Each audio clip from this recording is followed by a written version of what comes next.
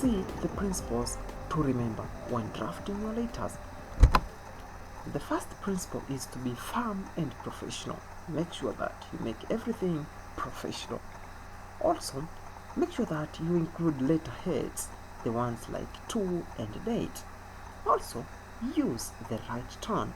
Avoid allowing your emotions to come in your letter. Know your rights and responsibilities, as well as know the company rights and responsibilities. You should know the contents of the contract, because knowing the contents of the contract are the keys of letting you know how to rewrite the letter on whether you need to renew, renegotiate, or cancel. You should use a plain but direct language. Wrap up a polite closing statement. As we have said, you should be thankful. Be explicit about what you want to do. A contract reminder software is also crucial sometimes in case you need to receive the reminders ahead of time. After you've done, have multiple people to prove or rather to proofread your letter for mistakes, and you might need to keep a copy for yourself in case you need it later.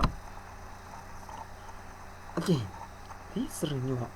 these contract reminder letters should be sent via emails, because as we have said that email option is always preferred by most of the companies. But if at all it's a catch-all address, then you might need to CC a human as well. Now, we will say that if you run a business where you bill companies or people monthly for services, then you may wish to send a renewal reminder email, which could look like the following. So these are the renewal reminder emails, of which sometimes you might use them as the format in your contract reminder letter. The first sample is like this. As you see, guys, wherever you see these brackets, some kind of brackets, you put your details. So if at all a subscription to service, you see services in the bracket, so you put your details. So maybe you are offering online books or other whatever stuffs that people have subscribed before. You might need to send them to put their details. Days as well, if at all you need to send a reminder some few days ahead, and then you might need to list your company. But all in all, as we have said, from the first part, in the greeting part, you should put the name of your customer.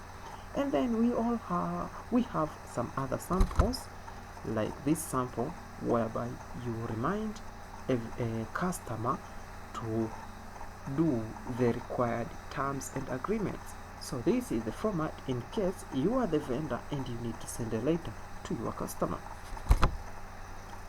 This is the contract cancellation letter, and this is the sample.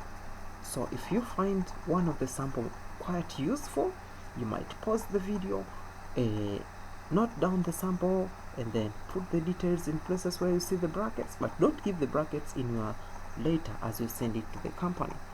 So the brackets I've kept just to show you that these areas requires specific details from you.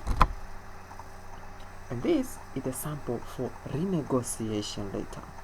If you need to renegotiate your contract, then this sample will work the best. And finally, as we have seen one of vendor to customer, now this is from as we have seen one from customer to vendor, this again is from vendor to customer. So this is the sample again. If you need it, pause the video, copy it, write it down, provide your details, send to your required customer. And again, this is from customer to vendor. So as you have seen, this is from vendor to customer, and I've not been selfish as well. If I told you a customer and you need to send a letter to vendor, you might need this sample. Alright guys, thank you for your time. I hope you have enjoyed the video. Drop your comment down there in case you need to learn anything else, and Sadala Media will provide you in simple tips.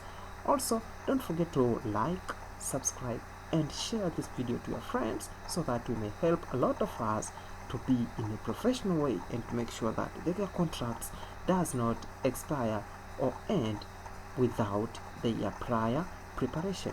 Thank you guys, and